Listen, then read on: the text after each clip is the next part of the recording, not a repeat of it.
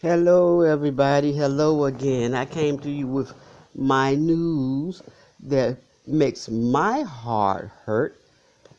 A lot of young people probably don't even have a clue what I'm getting ready to say or who I'm talking about.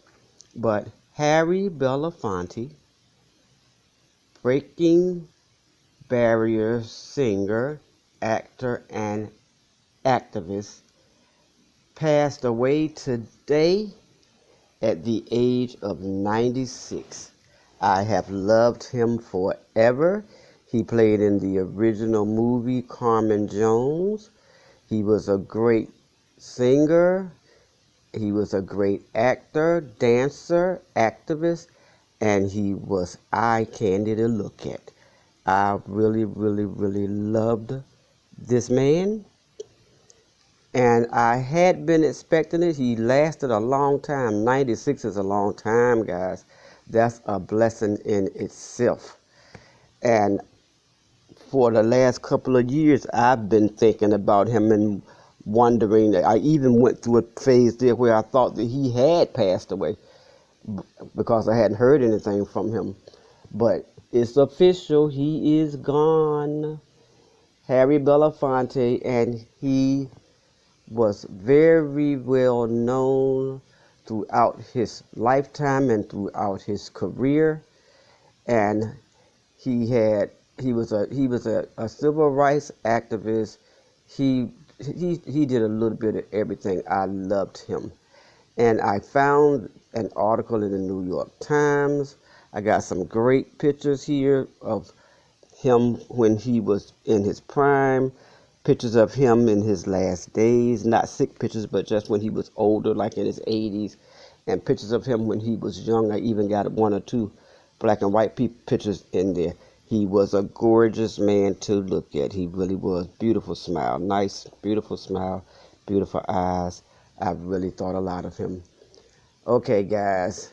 The article is in the New York Times, and it reads, Harry Belafonte, 96, dies. Barrier-breaking singer, actor, and activist. In the 1950s, when segregation was still widespread, his ascent to the upper echelon of show business was historic, but his primary focus was civil rights.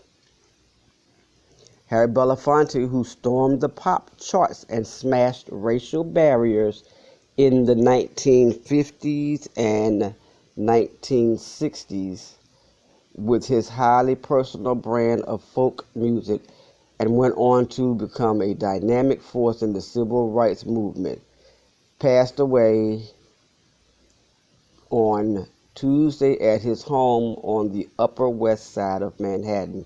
He was 96. The cause was congestive heart failure, said Ken Sunshine, his longtime spokesman. At a time when segregation was still widespread and black faces were still a rarity on screens, large and small, Mr. Belafonte's ascent to the upper echelon of show business was historic. He was not the first black entertainment to transcend racial barriers. Louis Armstrong, Ella Fitzgerald, and others had achieved stardom before him, but none had made as much of a splash as he did, and for a while no one in music, black or white, was bigger. And some of you guys probably never even heard of him. Born in Harlem to West Indian immigrants, he almost single-handedly ignited a craze for Caribbean music with hit records like Day-O, and I know you heard that before, Day-O, Day-O, the Banana Boat song, and Jamaica Farewell. His album Calypso, which included both of these songs, reached the top of the Billboard album chart shortly after its release in 1956 and stayed there for 31 weeks, guys. Coming just before the breakthrough of Elvis Presley, it was said to be the first album by a single artist to sell more than 1 million copies. So he was quite a man, guys, in many ways. He was quite a man. Mr. Belafonte was equally successful as a concert attraction. Handsome and charismatic, he held audiences spellbound with dramatic interpretations of a repertoire that encompassed folk traditions from all over the world. rollicking calypsos like Matilda, work songs like Lean Man Holla, tender ballads like Scarlet Ribbons. By 1959, he was the most highly paid black performer in history, with fat contracts for appearances in Las Vegas, at the Greek Theater in Los Angeles, and at the Palace in New York. So he stayed busy, guys. Success as a singer led to movie offers, and Mr. Belafonte soon became the first black actor to achieve major success in Hollywood as leading man. His movie stardom was short-lived, though, and it was his friendly rival, Sidney Poitier, not Mr. Belafonte, who became the first bona fide black matinee idol. But making movies was never Belafonte's priority, and after a while, neither was making music. He continued to perform into the 21st century and to appear in movies as well, although he had two long hiatuses from the screen. But his primary focus from the late 1950s was on civil rights.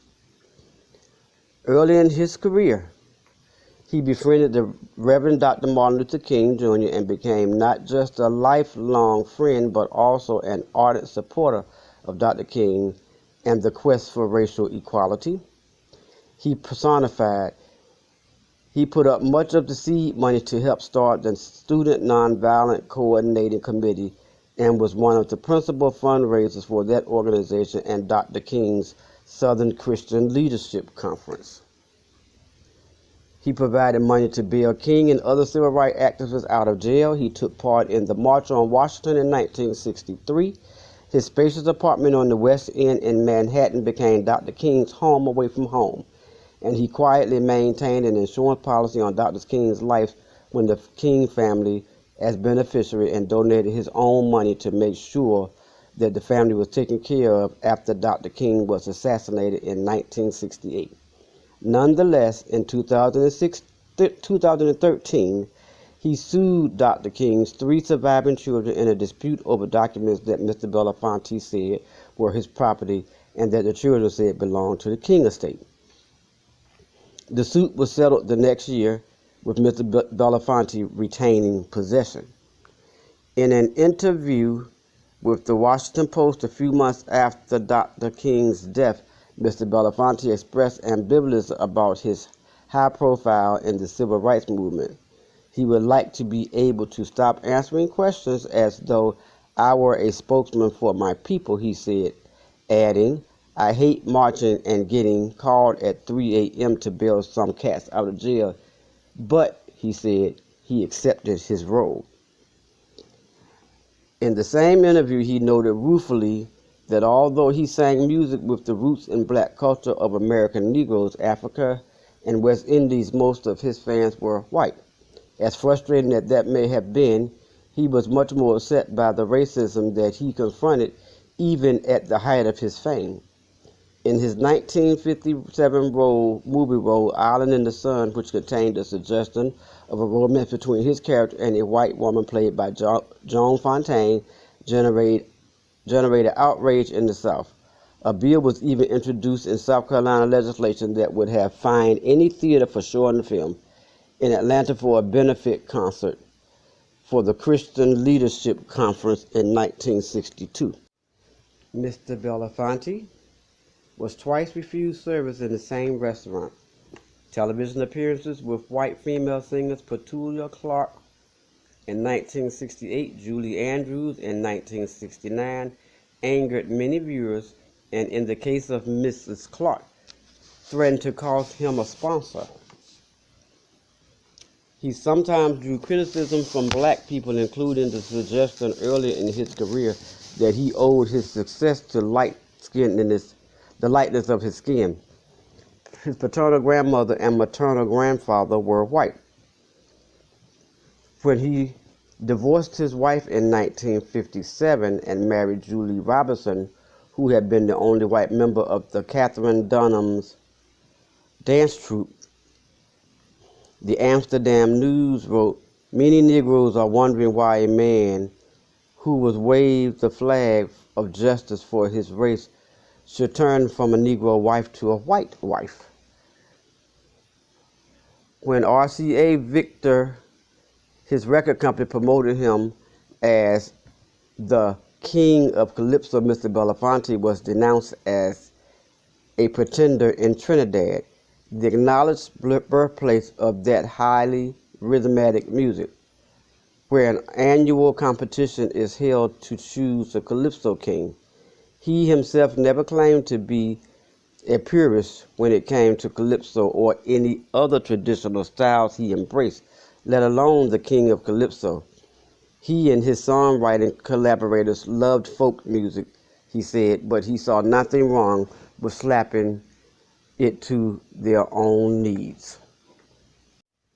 Harry Belafonte was born March the 1st, 1927, and he's been around for a long time, guys. And he has been starred in many movies. He worked with Otto Preminger, who cast him in the 1954 movie version of Carmen Jones, the original Carmen Jones. I love that movie. I watch it right now to the day with Sidney Poitier in it.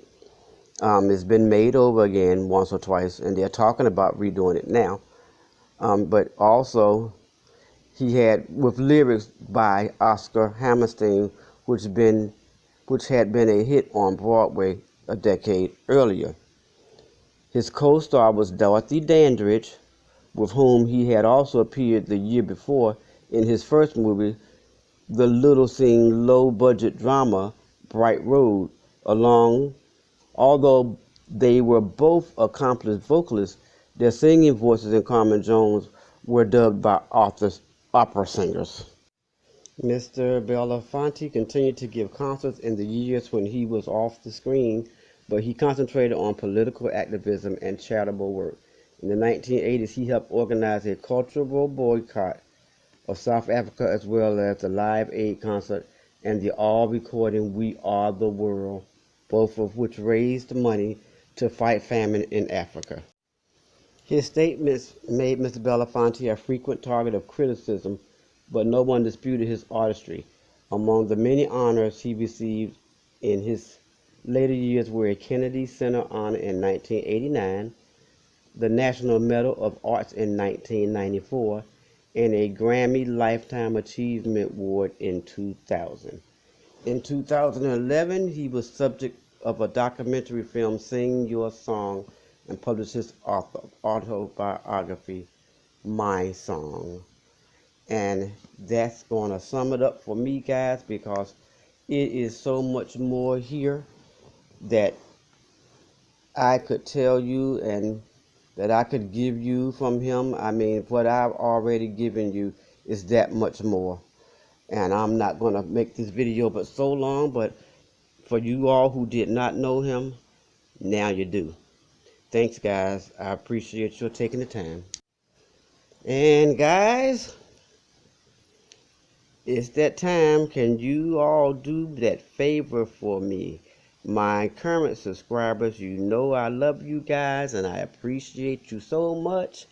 And I thank you for your support, and I thank you for your feedback and your little contacting me with stories, and that you think that it would be good for me to do. I thank you guys. You have my heart. And for the people who are not subscribers, we are like a little family here, and I am asking you to join us.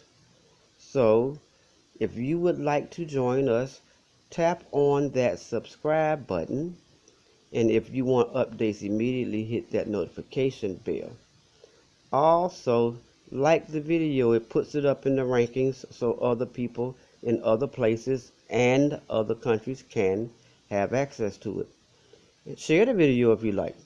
Share the video on your social media with some of your friends. And also leave me a comment in the comment section. I love talking to you guys. I love the feedback that you give to me. I love it when you all point out things on my video that you are happy with or that you are unhappy with, or if I say something that's not correct, then you guys don't mind correcting me, and I don't mind you doing it. So critique me. Thank you guys. Much love to you all. Much love to you all. Smooches to you now.